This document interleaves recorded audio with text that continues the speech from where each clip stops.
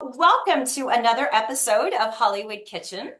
And it's November. Thanksgiving is right around the corner. So I'm really excited about today. I'm once again with my friend and frequent collaborator, author and film historian Rick Green, author of Advertising Anarchy, but selling Bud Abbott and Lou Costello to war-torn America. And today, this is very special. We are joined by Lou Costello's granddaughter, Marky Costello.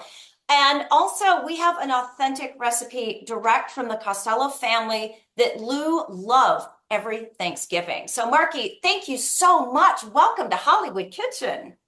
Thank you so much for having me. I'm excited to dive into this Costello stuffing, which, as I was saying before, yes, this is what my mother made every Thanksgiving. And, she would say it's a family recipe, it's a family secret. But my mom was cheeky too. My mom was a very cheeky. We're having lunch, me, Aunt Patty, and Aunt Christy. And on my mom's birthday, which is December 23rd. And I said, let's just talk about her for the duration of the lunch because it's her birthday. And we always talk about how vain she was, how funny she was, and what an amazing cook she was. That's awesome because the previous Abbott Costello recipe Rick and I made, it was from a 1940s cookbook and it was Lou Costello's apple griddle cakes. And I sent the recipe to Chris Costello and she wrote me back, this is not his signature on the recipe. It looked nothing like that. And he never made that and he never ate that. And I said, that is absolutely fair. I respect that. What did he eat? And let's do that another time. So we did it. And I'm so glad that she gave me this recipe. I got in touch with you. This really worked out beautifully. Yeah. I was going to say, everything that my mom learned, she learned from her parents. And I never had any kind of griddle pancakes. My mother never made that for us ever. So yeah. So much of that stuff was the concoction of publicity agents, and the stars didn't know anything about it, but it was in magazines and cookbooks and whatnot. Right. That's probably the case for a lot of them. But my attitude is, even if they never made it, it's still a fun way to look at them through a human lens, right? And look at who they were in their personal lives. But that said, I know Vincent Price, Joan Crawford, Marlene Dietrich. There are maybe a handful that technically did make them. But either way, we know Lou ate this and we know Lou loved it. And that's good enough for me. Sure is. I'm going to get the recipe started. And what we're going to do, Rick has the best kitchen ever for doing these kind of things. I turned the burner off for a minute, Rick. So which knob is the right knob to turn? Do it. I love this island here. This is so fabulous. It's so much more ideal than my apartment for making things. Rick, are you a good cook? I am. So that's why you have a great kitchen. Right. What we're going to need to make this recipe, 4 to 5, we're going to kind of half it, by the way, Marky, just because it makes a lot. But we have some butter melting in a pan. I got 1 large white onion and about 4 or 5 stalks of celery, which we have pre-chopped off camera. We've got, it said 1 cup of white wine. Rick and I don't drink, and the wine was pretty expensive at the store. So I Googled solutions and we came up with chicken broth. So that's what we're going to use of the white wine. We've got salt and pepper, 1 pound of uncased Italian sausage. Yes. And also 4 to 5 cups of chopped Italian bread or bread crumbs. I chopped it. Rick chopped it. And 1/2 cup of Parmesan grated cheese. Love it. So in large pan, melt the butter over medium heat. Add chopped onions and celery, sauteed until softened and lightly golden. How much butter do you have in there? Pardon? How much butter do you have in the pan? I have 1 stick for right now. No, that's the thing about this stuffing. There's nothing diet about it. You're going to need you're going to need 2 more sticks of butter. You almost want it like soupy because this is your roux. This is what's going to, right? So as you're putting in the butter, the 3 sticks of butter. Okay. Then put in the onions and the celery and just let them all saute in there with the salt and pepper because you almost want it to be it'll get soupy. That's why I always add a little white wine. A little, you could put chicken stock in there, but let the butter start to melt. And Okay. as it's melting, you could put the celery and the onions in. Okay. Rick, should we turn this heat up just a tiny bit? Okay. Yeah. And Marky, I always ask this whenever I get the relatives of the classic stars, is when did you first learn your relative is like a comedy legend? When did that first kind of Well, become knowledge? we learned it when we were young. I think because, my mom and Aunt Christy and Aunt Patty lost their parents so young, tradition was always very important.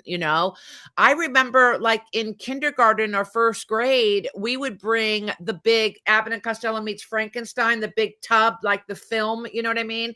And they'd play it in the auditorium, you know what I mean, during the holiday times. And they'd say, oh, this film is brought by, Marky. And people would be like, oh, and I'd be like, that's my grandfather. So at a very young age, lots of memorabilia, and just, it was, and I bring it to my kids too, like the tradition and how cool and special it is when Universal Studios dedicated a building to Abbott and Costello about, I don't know, maybe 20 years ago. I took my kids, we went to the tour, you know, because yes, put it in. They were a pivotal part of, Universal Studios was going to go bankrupt and they signed Abbott and Costello and they took them out of bankruptcy basically. So, yeah, I mean, it's just been embedded in my life, in so many ways.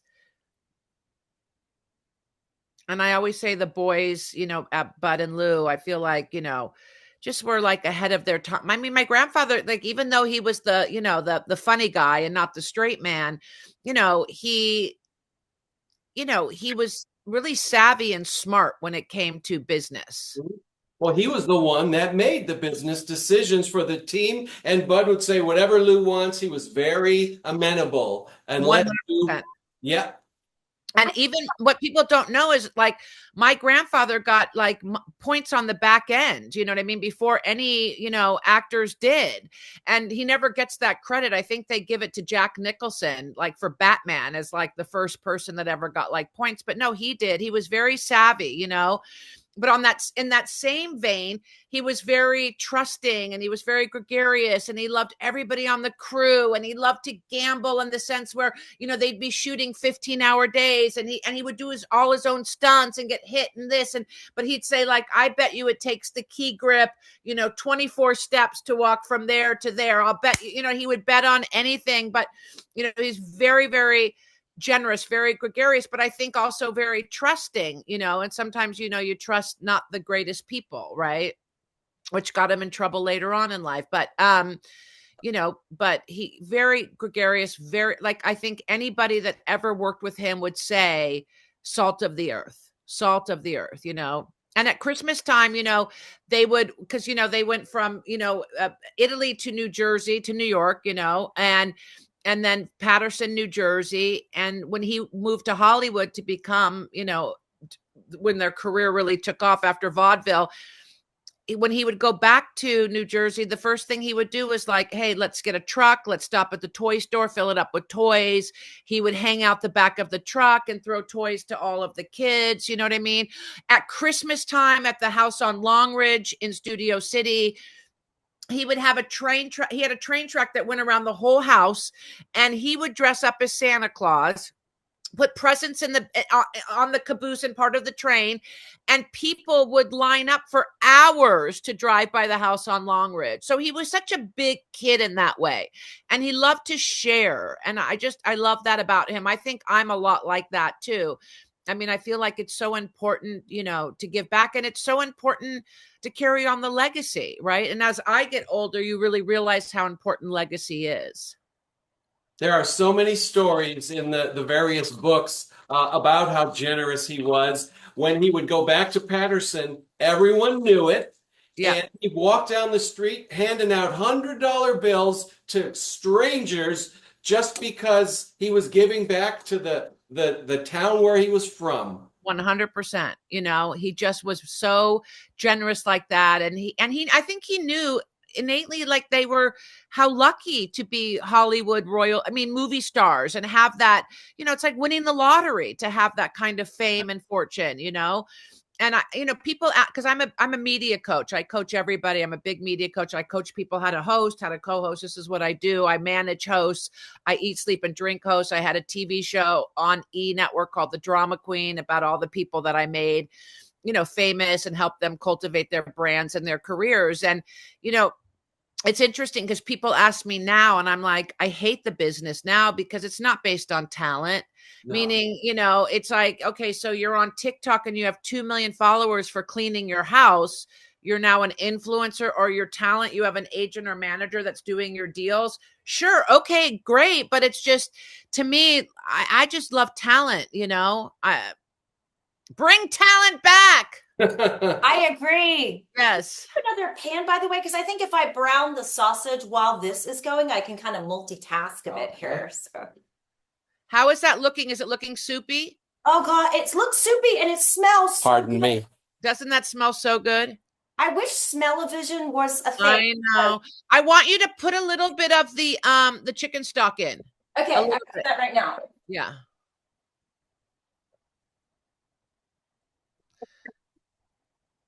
Good. Because remember, that's what's going to get the bread and all of that nice and juicy. And then you put the sausage in, and it's, sometimes I even put cranberries in at the very end. That's not my mom's touch. That's not the Costello touch. That's something I've adopted in the last 10 years. One thing I did for Hollywood Kitchen, I started this whole project during lockdown, by the way, because it was a way for me to do something fun, creative, and hopefully not go insane. And one time I was making Katharine Hepburn's brownies, and I had a bunch of extra cranberries left over from Thanksgiving. I threw them in the brownie mix, and the exploding cranberries and the chocolate was, oh my God, the cranberries make everything better. I know. And sometimes, like, I'll put them in, like, at the very end when the stuffing is all done and it's in a big bowl, I'll put them in and just give it one little stir because you don't want them to smush or pop. And then when you bake it in the oven, those cranberries pop, and that's something that I've added over the years. And that's what's so great about this recipe. Oh my God, you have cranberries? Oh my God, how fabulous is that? Because at the very end, we'll put the cranberries. Very end. Then excellent. Yeah, I was so shocked at how good the cranberries and the chocolate tasted. Every year I do a Friendsgiving with my friends on the West Coast for Thanksgiving. And we one year I made those brownies with the cranberry. They went like wildfire. I mean, that was a crowd pleasing. I bet this is going to be crowd pleasing too, to be honest. I feel myself making this many times coming up here. Yeah, you want that to be crumbled, the sausage. So you want it to be like, so just stir it around, take a big spatula, something like as it's cooking, get it all. You want it to be like crumbled. I love that you're coaching me through this. This makes me so happy because I'm literally learning as I go along doing these. I am not a culinary professional, so this is great. Thank you. I love it. So tell me a little bit about, what are you guys, as far as how do you two know each other? Well, I started Hollywood Kitchen during lockdown. I do the tours at Hollywood Forever Cemetery. I've been there over 22 years, and I collect film history recipes from different movie stars. I started doing this, and I wanted to do a Christmas episode during lockdown on Oliver Hardy. And I wrote to a guy named Bob Satterfield, who knows a tremendous amount about them, and he's very involved in the Laurel and Hardy community. And he said, Carrie, I don't like being on camera, but you know who you must talk to is Rick Green. And Rick quickly became a friend and a Hollywood Kitchen superstar. I love it. He collects memorabilia. He's written many books. He's a fountain of knowledge. And he just could not be like a more friendly, great person to work with. So yeah, that's how I There was one episode, because Carrie announces them a week or two in advance, and she was going to do this Cary Grant episode. And I'm known for the comedy team guy, but I reached out, I said, hey, you should probably have me on that episode because I've got something that the audience is going to love. So she's like, well, sure, come on, join us. She already had 2 other people as guests, so there was 3 of us. Well, I own Cary Grant's 1958 daily date, not diary, but his appointment book. His daytimer. And he kept track of everything. What time he got up, what he had for breakfast, where he went, who he met with, what scenes we're shooting that day. Well, 1958 is the year of North by Northwest. So throughout this thing is had lunch with Grace and Hitch. met with Jimmy. I mean, he doesn't have to put the last name. You know what I'm talking about. So the last 45 minutes of that show was people typing in because they all wanted to know what was Cary Grant doing on that day on their birthday. So I was back and forth through this book. This is what he did. And I mean, people just went nuts over it. How did you get that book? Oh, well, that's kind of a long story. We got time. We got time. My first wife worked for a woman named Judith Balaban Quine, and she was best friends with Grace Kelly. She was one of the bridesmaids in Monaco for her wedding to the prince. So when Cary Grant passed away, Mrs. Grant asked Judy if she could borrow my first wife for a couple of weeks to handle the outpouring of grief from the world. So Linda was there working at, do you need me to Oh, the spoon is getting really hot. This metal spoon. Oh, that's the wrong kind of spoon. Oh, shoot. Do you have, sorry, just to give us a little Abbott and Costello comedy going on. Little comedy, yeah. Good. Thank God. Okay, because I just burned my hand. Okay. All right. So during those 2 weeks, she was cleaning stuff out and having Linda throw things in the trash. It was breaking her heart to throw all this stuff out, including all these date books. So she actually grabbed a couple of them to just keep them. And 1958, that's the year I was born. So when it split up, I got to keep that. And of course, she got everything else. But I still have it to this day. So most of those don't exist anymore, but one from the 40s, 1958, and then I think the year he died was 77. So that last year she's got that ones. Otherwise, they're gone. I have a script that my grandfather scribbled notes in, in pencil, like scribbled notes in, like, do this, or I'm going to fall here, or like when he slaps me, I'm going to do this or change this word. Like, yeah, I mean, it's crazy because I love all of that stuff. It's such a piece of history, Right. And memorabilia is so big right now, too. I mean, memorabilia is huge. But when you're in that world, crazy with it. Care. She just wanted the room to right in the house. Right. I mean, which is so crazy in hindsight, right? And I think that's what my Aunt Christy is so great at. My Aunt Chris is I call her the keeper of memorabilia. She's the fact checker. I mean, she does the newsletters. She has everything is archived. We have everything archived in a special place. It's like, temperature controlled, all Pacific Title, the films, all of that stuff. But, she's really dedicated her life to, all of that. And I'm so appreciative, especially now as I get older, meaning I'm so appreciative of how she's been so wonderful about, just really archiving and preserving the legacy of her parents, Definitely. The sausage is taking a little bit to. It's okay. It'll just brown and just keep, Rome wasn't built in a day. You have to have, food is, you got to have a little patience, This is true. It still smells incredible though. So I'm very happy. It's a simple recipe, but it's so tasty and delicious. Yes. Let me work on this. Oh, let Rick work on that. He has a spatula. Exactly. He has a spatula. How is the liquid looking? Is it looking soupy? It's still looking soupy for sure. Okay, because you want it soupy because you want the onions and the celery to get soft. Okay. Okay. Yes. So favorite Abbott and Costello film? Like if you had to pick oh my God, Hold That Ghost, love. And I just love Hold That Ghost. And I love Abbott and Costello Meets Frankenstein. And literally, I just showed it. We watch it every Halloween. It's like a tradition. And when the kids were younger, I would make a big pot of chili. We'd have our trick-or-treaters, and we would always have in the background Abbott and Costello Meets Frankenstein, and AMC just played it, or Turner Movie Classics just played it over the, the Halloween week. But one of my favorites. I mean, there's so many good ones, but I loved Hold That Ghost, and I love Abbott and Costello meets Frankenstein. I love It Ain't Hay too. I mean, um, it's crazy because there's so many actors that will say that they grew up on Abbott and Costello, on Sundays when they would play all the reruns. And like Jerry Seinfeld, he said in an interview a couple years ago that that Seinfeld, the TV series, was loosely based off the Abbott and Costello TV series. Oh, wow.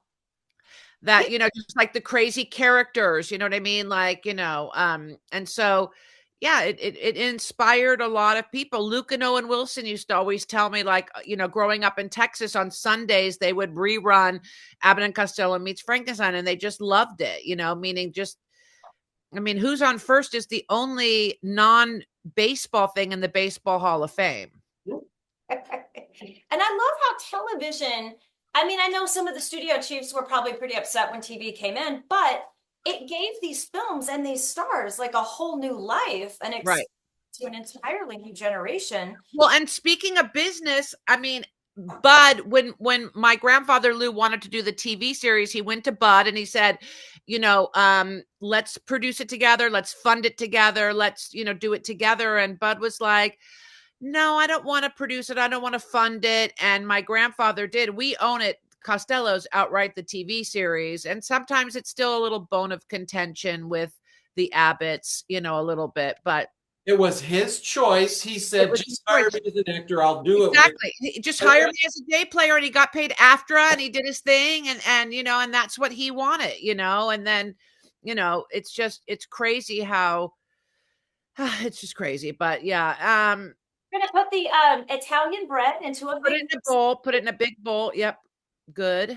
Add the Italian bread. I made sure everything was Italian because that's what I love it. Good. How is that sausage? Is it getting nice and brown? It's pretty brown, yeah. Okay, get it nice and brown. You don't want any red in the middle.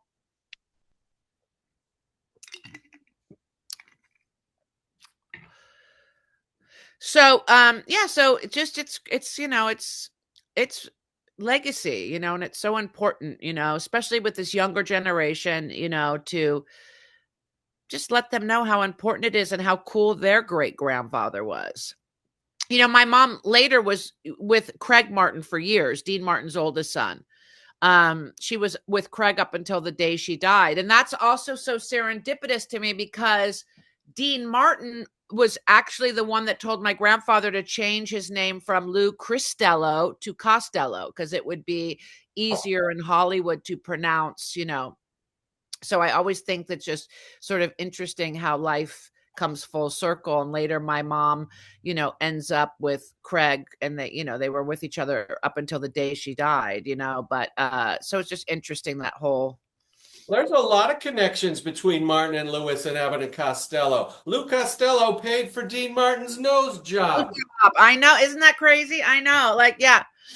There's just a lot, so I always find that so fascinating. And, and once again, even back in I love the story about Dean. He didn't want to do the NBC celebrity roast. He was like, yeah, I'm not interested. NBC kept coming back to him. They ended up giving him so many stock options that he was worth lots of money up until the day he died, because when GE bought NBC, then the stock split like 18 ways to Sunday. So, but yeah, it's just interesting how, from vaudeville to film to TV to radio. When my grandfather lost his only son, that night they were scheduled, Bud and Lou, to go on the Kate Smith radio show. And everybody's at the house, and, everybody's just consoling my grandmother and my grandfather. And it's just, beyond losing a child. I mean, it's unimaginable. And, that my grandfather's, manager said, look, Lou, we're going to call Kate Smith. You're not going to go tonight. That's ridiculous. And this is truly what it means. The show must go on, because he said, no, these people have been waiting 1 week to hear Bud and I do Who's on First and, go on the show. And we're not going to let the audience or the fans down. And that night went on and did the Kate Smith radio show and do Who's on First, and not even skipping a gosh darn beat. And at the end, Bud said to Kate, and Kate said to the audience, like, what happened, the tragedy, earlier that day. And that, it was important for him to not let the audience or the fans down. But I have my own theory about that. I think it was easier for my grandfather in all of his pain and heartache to go on and do Who's on First and make people laugh, because sometimes that just makes you feel better and you get out of your.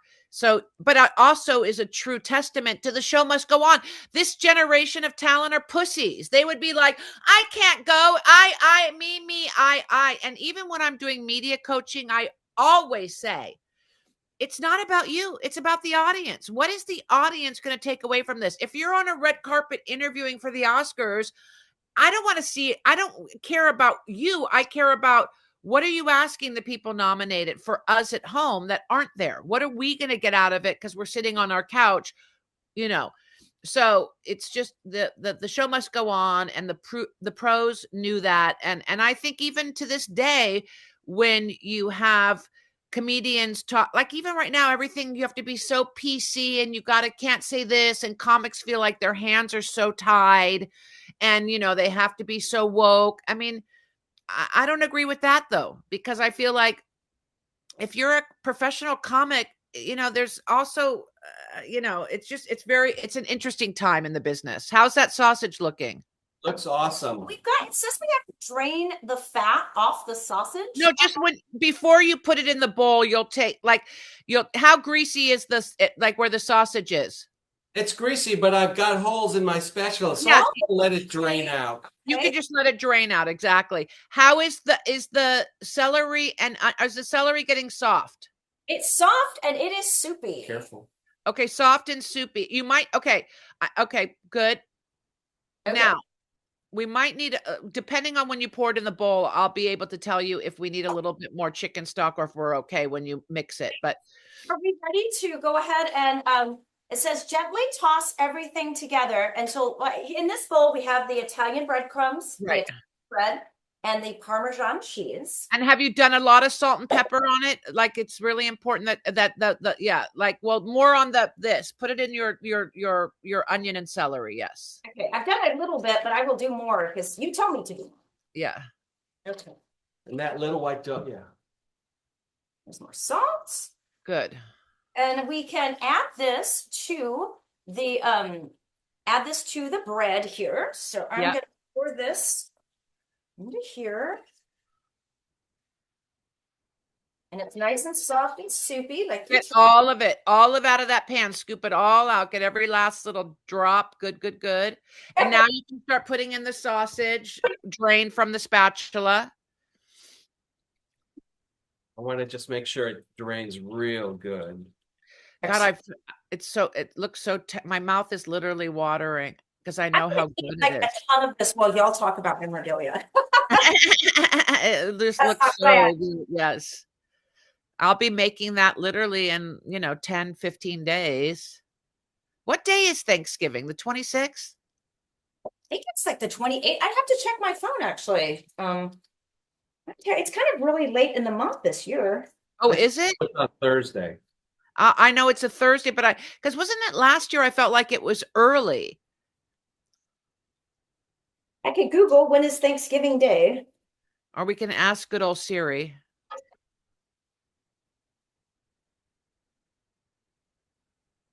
That's sizzling. Love it. It is Thursday, November 28th. Oh, so it is the last Thursday of the month. Yeah, the month. Yeah, I mean, and tomorrow's the 11th. We're getting you ready at Hollywood Kitchen because in the past, I have made Danny Miller and I made Betty Davis's cranberry mousse. I've made Janet Gaynor's pumpkin pie. I've made Ava Gardner's pecan pie. So doing our part to get you ready for Thanksgiving. I love it. Tongs, Rick. The tongs. Huh? Okay. And you want to put some meat in? Oh, yeah. We'll do those last. Not yet. Stir everything up. We're going to do those very, very last. Stir all of that up. And I can't see the consistency. How is it looking like? Let me go show her. Okay. Okay, good. Keep mixing everything up, the bread, all of that. Get it nice and mixed up. Get those tongs going. Okay, this would be home. Oh, perfect. Thank you. Because you want it a little wet. It's key when you put it in the oven. You want it a little wet because you're going to bake it at 350 for like 25 minutes, and you want it a little wet so it's not dry, This right? smells so good, by the way. I kind of want to just start shoveling it in my mouth like I now. know, I know, I know. Is it nice and is it wet? Is like the bread getting wet? Is everything nice and wet? It's very much getting, yes, it absolutely is. For sure. We So I want it. was going to tell you, Marky, a few years ago, I go to Last Remaining Seats, which is a film series we put on at the downtown Los Angeles movie palaces. Yeah. Years ago, they showed Buck Privates at the historic $1 Million Theater in downtown I LA. remember. I love that. Yeah. So, I mean, obviously seeing them on TV is fine and DVD is fine, but seeing it on a giant screen in a historic movie palace with a sold out audience, there's just nothing Like it. Nothing like it. Yeah, it's funny because a bunch of my friends were in a movie theater in Hollywood, like an old, Quentin Tarantino's theater that he owns. Oh, the Vista or the New Beverly. Both of those. Yes, yes. And so they were in seeing some movie in the Vista, and they did like 3 promos for 3 Abbott and Costello movies, which I loved. Like, so they were like coming soon to the Vista. Yeah, he really puts his money where his mouth is. I got to say that because he insists it only be on film. He Right. owns 2 theaters. I mean, Right. I love Quentin for that. And I love how Quentin always uses actors that look, when he did Pulp Fiction, John Travolta hadn't worked for years, you know what I mean? And I love that he always goes back, It's not like he's looking for the new next, he's always like, hey, well, what happened to this person? Why aren't they acting anymore? And I love that. Now, wait, before you put in there, wait. Now put the cranberries in and give them just a tiny little toss in there. Okay. Good. Yes. All right. Tossing. Okay. Now, yep. And now put it in there. Right. Rick, we got a lot of stuffing to be eaten today. I hope you and your family like stuffing. And this is half the recipe, by the way. Exactly. Now flatten it all out. Flatten it all out. Like, yep. Okay. Flattening.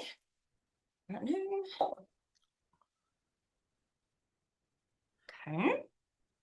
Everything's pretty much cooked in there. Okay, now flatten it all out. Okay. Does it look pretty flat to you, Rick? Rick, does it look wet? We want it wet. Looks wet and it's flat. Wet. Okay. Flat. Now do you have breadcrumbs? I put breadcrumbs in the bowl earlier with the Italian bread. Lightly sprinkle the top with breadcrumbs, and then you're going to lightly sprinkle it with Parmesan. Okay. Perfect. You're here. Yeah. Marky is literally teaching me how to make stuffing before your eyes, ladies and gentlemen. Okay, now the Parmesan. Here it is. Okay. Yes. Now place that. Sprinkle it all over the both top. wash your hands. Yeah. Okay. Give it a good Italian sprinkle. That means we're heavy-handed, the Italians, especially when it comes to cheese. That is very good for me to know. Thank you. Okay, good. And now you're going to put it in the oven at 350 for like 20, 25 minutes, and that is going to be so tasty. We have it heated up. Rick, do you have an alarm on your oven? You do. Okay. So we're putting this in the oven, and in 25 minutes or so, we will have incredibly delicious stuffing. You sure will. Computer around, and we're just talk memorabilia because Rick has some amazing stuff. Set alarm for 25 minutes. Okay. Bear with me a second. Okay.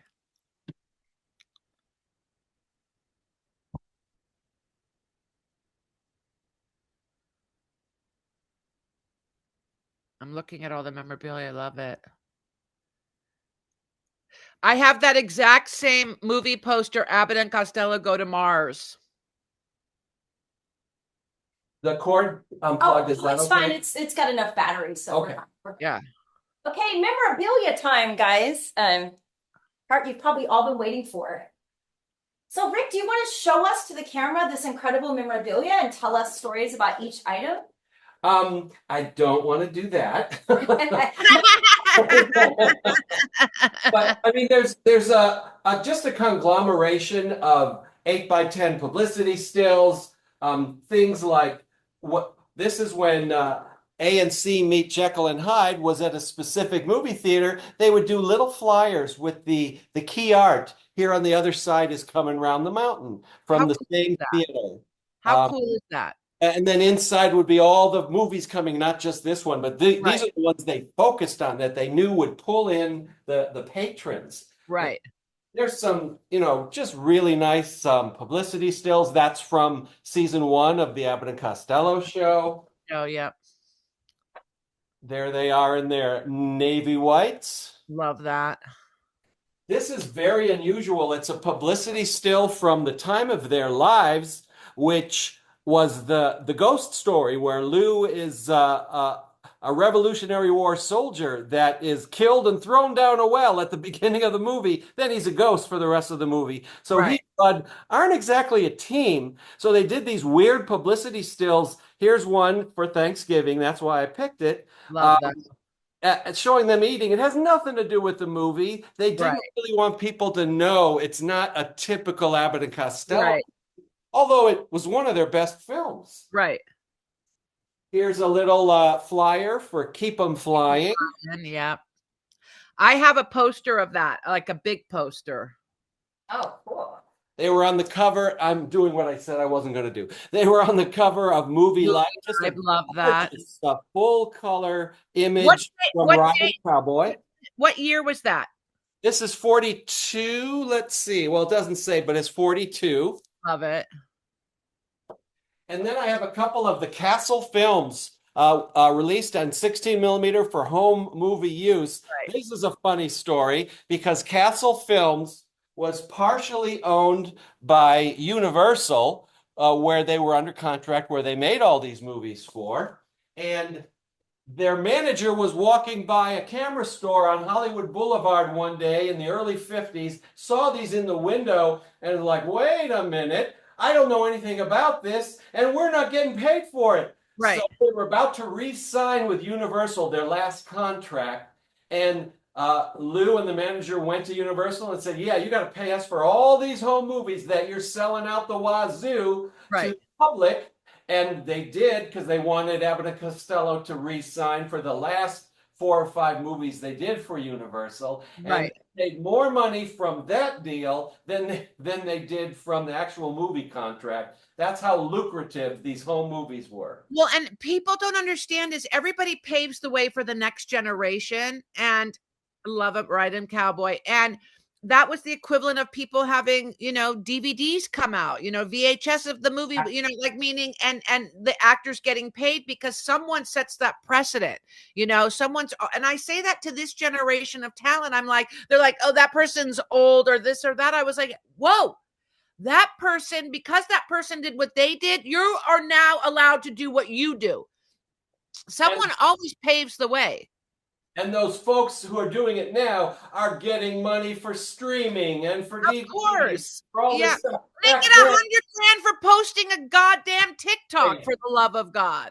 But the folks back then, there were no residuals. They paid for doing the job. That was it. So for their manager to get this deal and make Universal pay for these home movies, that was huge news back then. Yes, I agree.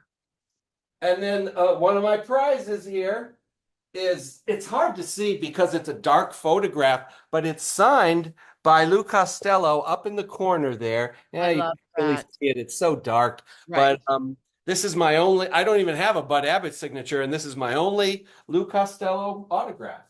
I love that. I love that. I just love all them. And I have that movie poster, Abbott and Costello Go to Mars. And that used to be hanging up in my office. Because what I did with the movie posters that I had, I spent so much money framing them and putting them under plexiglass so they didn't get ruined from the sun, the this, the that. And so some of that saved me. But yeah, it's just so great to see. I love all of it. Like I said earlier, I just love the way they did the posters back then compared to the way they do them now.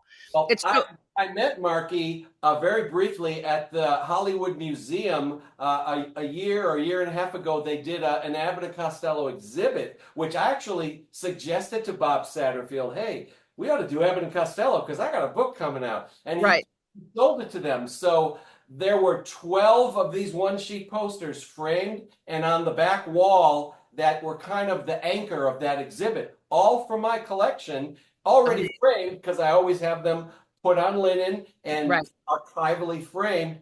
And so they told me at the museum, your poster exhibit made that whole exhibit what it was. I was there. I loved it. I was there Yeah. opening night. Yeah, I mean, it was amazing. And I love stuff like that. Once again, I love old Hollywood. I really do. Like, I mean, I just posted recently some stuff on my Instagram, and it was a great picture of Jerry and Dean and Bud and Lou. Um, I add, and the Andrew sisters. I love that old Hollywood. And anytime I post anything old Hollywood, the response is insane from my followers and people like, um, a real admiration and appreciation, you know. Yeah, So God. certain historians say, "Oh, young people don't care about old Hollywood." So I don't see that because in my cemetery tour, I get plenty of young people taking it. And the next episode of Hollywood Kitchen, I haven't announced it yet, but a teenage girl has written a new book called "Old Movies, Young Eyes" about teenagers discovering classic Hollywood. And she wrote to me. And normally it's me writing to others. She came to me, and I was like, "Oh my God, yes!" So we're gonna make Credit Colbert's Blueberry Pie next. And Awesome. I love that. I love when this generation, it really goes and, like, does their research and gets to discover old Hollywood and these films, like, because there's such an affinity for, like, James Dean or Marilyn Monroe, you know what I mean, because they were so cool, right? Like, and beautiful. But man, like, there's so, I mean, even, like, I make my kids watch movies from the 80s. I'll be like, oh my God, like, we watched Less Than Zero recently, and I go,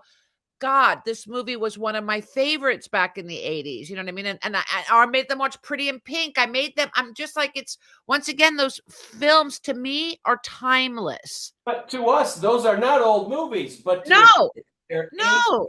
Yeah. I can remember where I was and I seeing Less Than Zero in the movie theater, and or Pretty in Pink, or just all of those movies that just, those were iconic for me. I remember seeing Grease in the movie theaters with John Travolta, and I mean, I must have saw it 14 times. I mean, we'd go to the movies, we'd go home, we'd go back and see it the next day. Like, I mean, in those days, that's what you did. You were so excited to, like, we're going to go to the matinee, where we're meeting our friends at 6 o'clock. I mean, we would go see a movie 12 to 15 to 16 times. We loved it. Yeah. I remember when E.T. came out and it was such a smash, it ran in San Diego for an entire year in the same movie theater. Right. Can you imagine that today? They're No. in 2 Now, weeks. if you don't go see it opening weekend, you might never go see it. I just was saying Yeah. that to my son. I go, my younger son, sometimes he'll be like, "What are you going to do today?" I'm like, "I'm going to see a 4 o'clock movie." He's like, "With who?" And I'm like, "By myself, the way I prefer. I like to get to the movies. I like to time it perfectly so I can see 2 trailers and not 24. I like to get my popcorn. I like to find a perfect place to sit." And I said, "I like going to the movies by myself because you don't talk to somebody when you go to the movies, and I Nope. can see what I want at what time I want." And I love it. Like, when a movie, like, I was just saying to my son, I just saw My Old Ass. I've heard good things about that, actually. How was that? What a film. What a film. And it's basically all unknowns except, the one girl, Audrey Plaza. She's the only name in it. It's all unknowns. And it's just, I literally was saying to my older son, I go, I literally think they should play that in high schools and it be mandatory for every kid to see, because it just had such a great message about, live in the moment, live your life, you know what I mean? Not worrying. But it was just what a great film. And sometimes I love to go see a movie like that where I don't know anybody who's in it. All I've heard from a couple of my friends is what a great movie. And that's all I need to know. And then I buy my matinee ticket and I sneak out and I go see it. And that's one of my favorite things to do. I agree because there's something so special about that experience. And right now, it's kind of like you blink and you miss it. Like something comes out, and it's a 100%. week later, it's gone, and then you're like, "Oh crap, where do I find it now?" And sometimes it'll come on streaming, but Like 2 weeks later. like 2 weeks Yeah. later.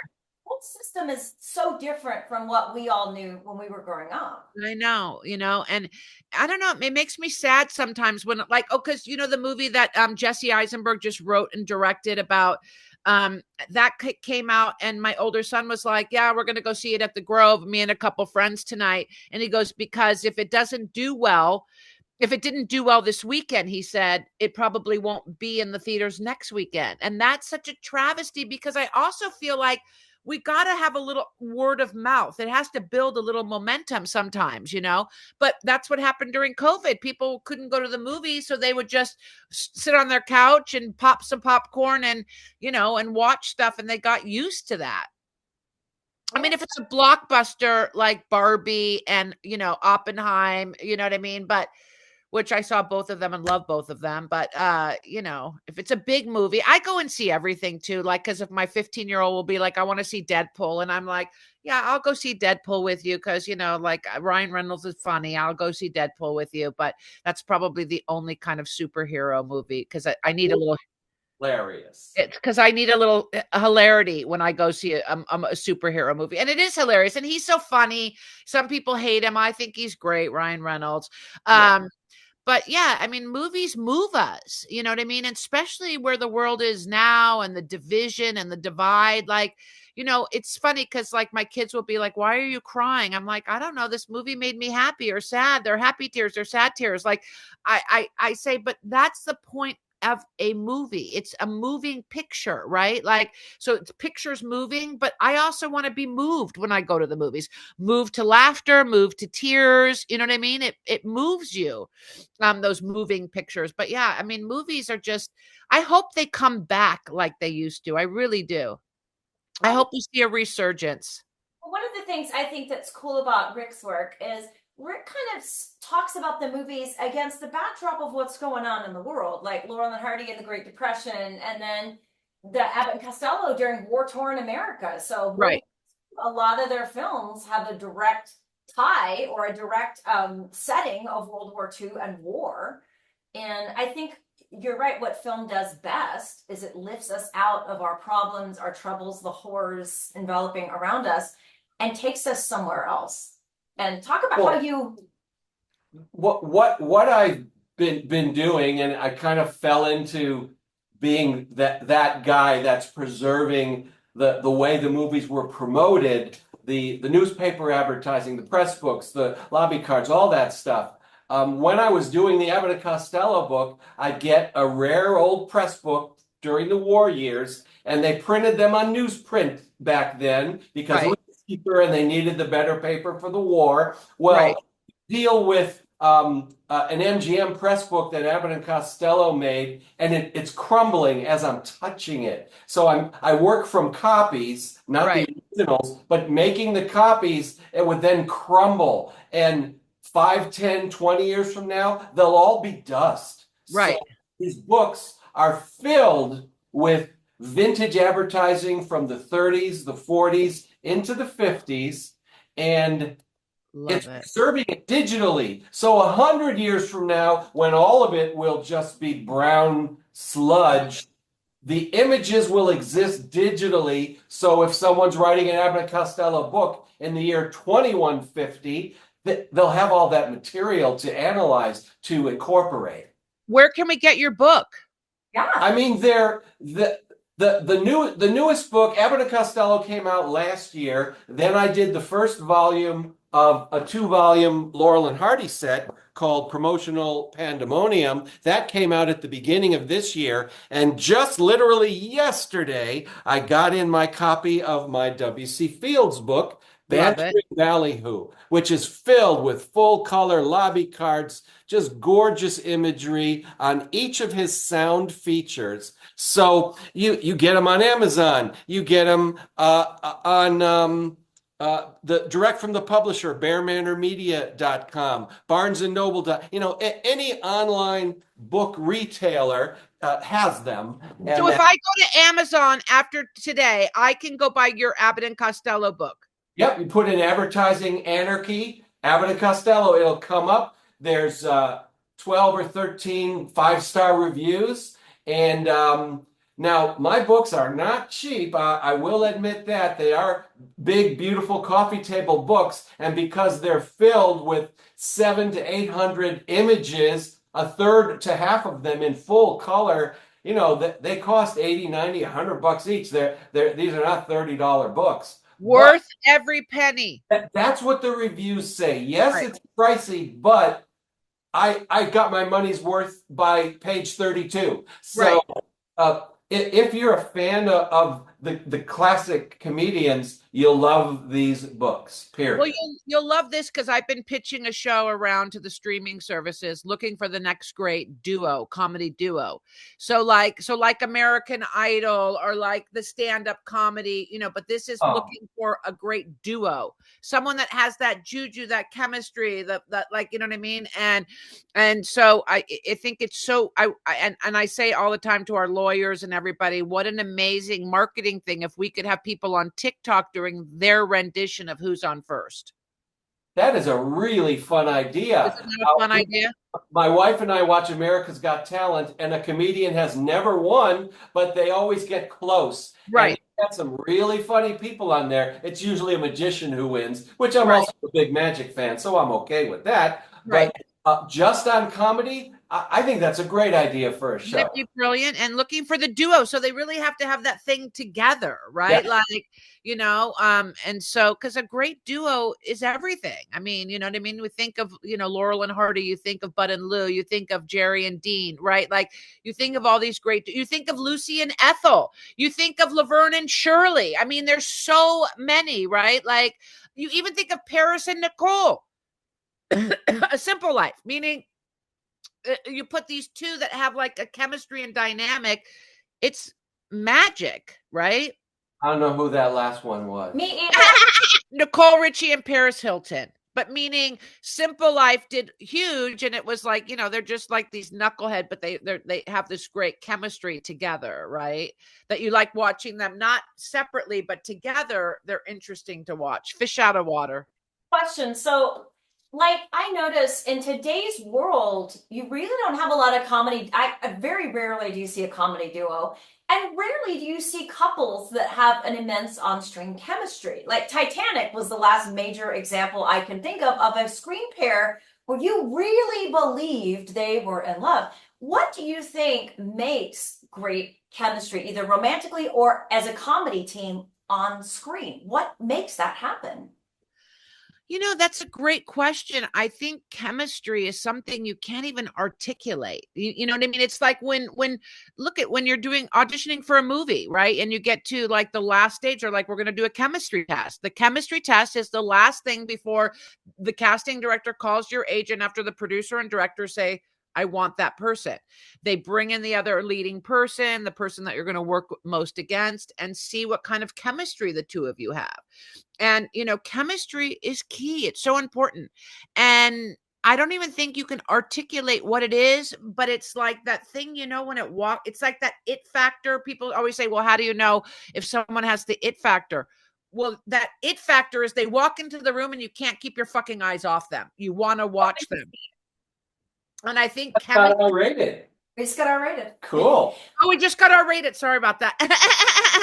We did the Martin and Lewis episode. I told Rick, I said, the only thing I can think of to say is the words spontaneous and combustion, because Right. that's the only thing that popped into my head about what made those two work. I mean, they call it lightning in a bottle. You're right. You can't fake it. You can't hire it. It's just there. Well, you know how Bud and Lou got together, right? I do.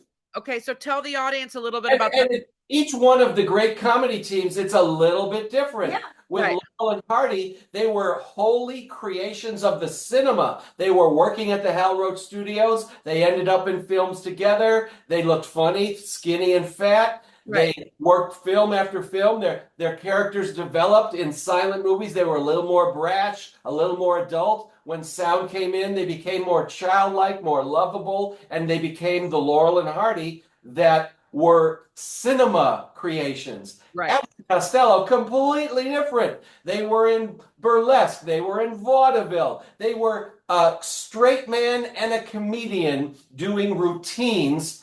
They didn't play characters. They were stage comedians. But And Bud was the comic, and my grandpa was like cleaning the theater, basically sweeping the theater. And one day, Bud's part, my grandpa had sort of known everybody's parts because he'd be at the theater all the time, whether he was emptying trash, cleaning up, like getting people water.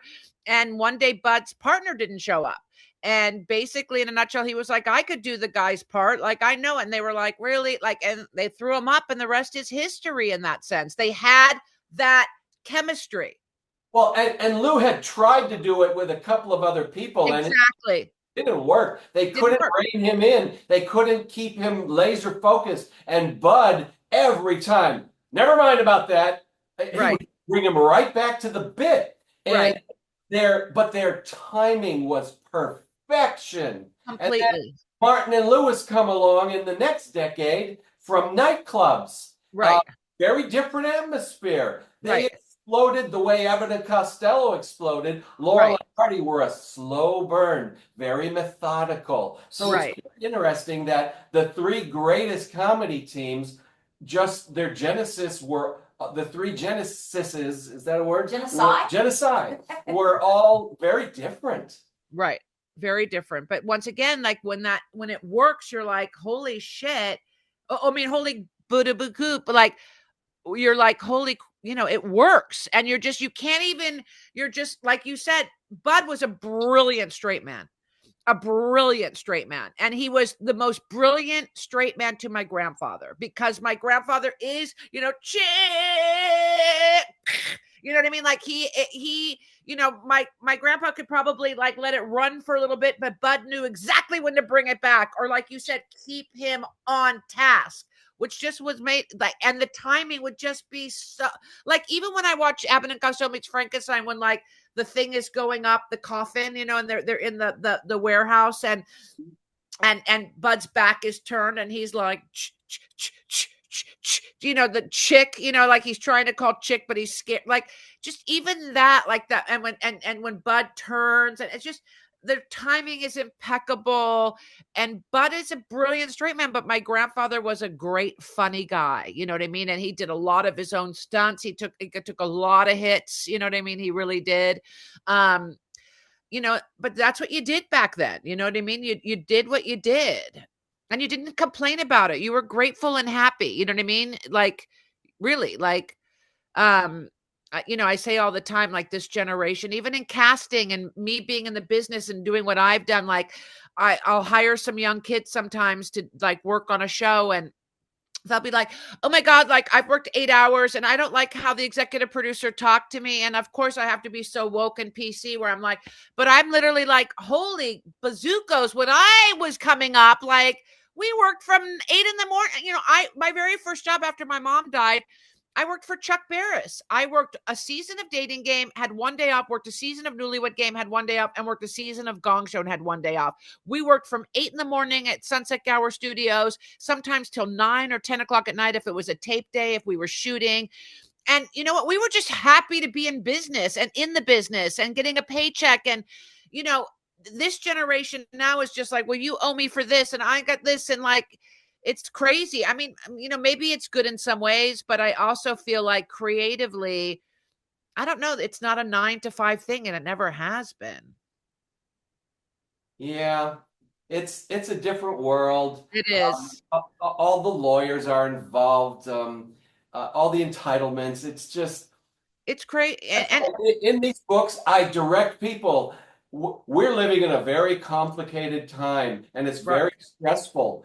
Go back to these classic, timeless comedies, because you need to stop your brain and just laugh. Right. And these teams and W.C. Fields and the Marx Brothers, all of those people, that's what happens. It's black and white, get over it, but immerse yourself in timeless classic comedy, and for an hour and a half, you forget your troubles. I think laughter really also is the best medicine. I know during lockdown, I was just having a very rough time, as I think we all were. I spent many's the night in the fetal position in my bed watching classic comedies, because it was the only like lifeline to laughter and enjoyment and forgetting what the heck was going on.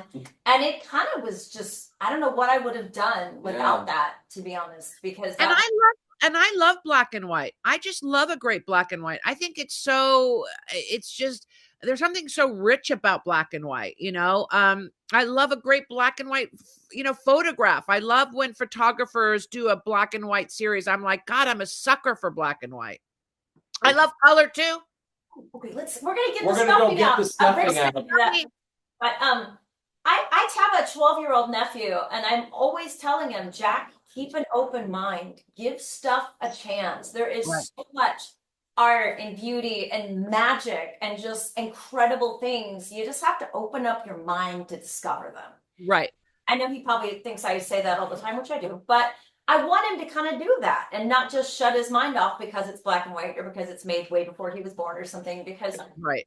it's such a rich world. And I try to do the very best I can to show him these films and explain to him why these are important and why they matter. And wow, stuffing!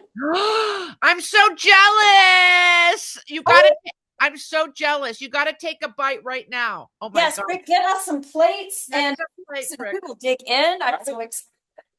Oh God, I wish we had smell-o-vision because my God, Rick's kitchen smells really amazing. I am so jealous. We can do it right here. Okay, hang on, we're gonna turn things around over here. I'm so jealous. You guys, you're going to be in for such a treat. It's so yummy. Oh man, that is so true. Ooh, that looks good. Oh gosh, it's like intoxicating. I know you Oh won't my mind God. using the Halloween place. I love it. It's very festive. It's very My fall. God. Oh. My mouth is watering, boys and girls. Mm. Oh, so is mine. Oh, I have to get forks. Oh, it's like steaming. It's so Oh warm. my God, I'm so jealous. Yeah. And now my mom would stuff the turkey with it. She would, before she put it in the oven, she would stuff partially the turkey with half the stuffing and then bake the other half of the stuffing. And then it would cook all day in the bird. And that was so heavenly too. Okay. I want to see your expressions. Okay. Rick, should we do a toast to Lou Costello and the Costello family and Abbott and Costello? To Lou and Bud. Lou and Bud. And Marky. And Marky.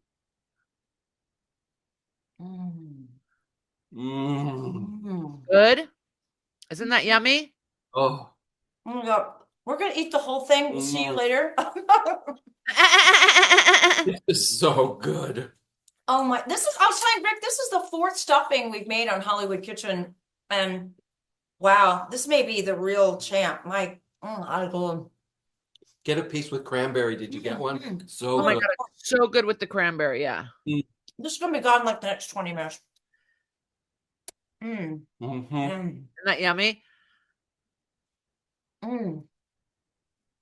Well, you guys have been fabulous, and I'm now so jealous I need to go eat lunch because my mouth is watering from you eating that stuffing in front of me. Marky, thank you so much for joining us, for sharing this incredible family recipe and your stories with us.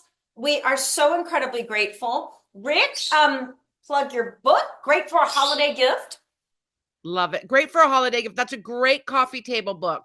Yes. And for anybody, any age, anybody that's in front of the camera in 2025, get them that book. It's so important. These are the people that paved the way. Well, thank you guys. I'm a big fan. It was such a fun thing. I'm literally going to get off and go to Amazon and buy that book right now. Awesome. Excellent. Thank you, All right. Marky. Thanks, Marky. Marky. For watching Hollywood Kitchen. Stay tuned for more food, fun, and film history. I will be.